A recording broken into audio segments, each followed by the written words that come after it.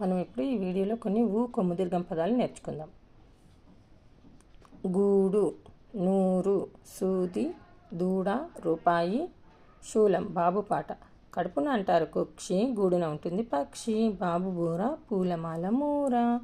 ఇప్పుడు మనం కొమ్ము దీర్ఘంతో కొన్ని పదాలను కూడా నేర్చుకుందాము. కూర, జూర, మూర, శూర, కూడు, గూడు, చూడు, తూడు, మూడు, కూలు, చూలు, జూలు, తూలు, నూలు, పూలు, చూపు, తూపు, రూపు.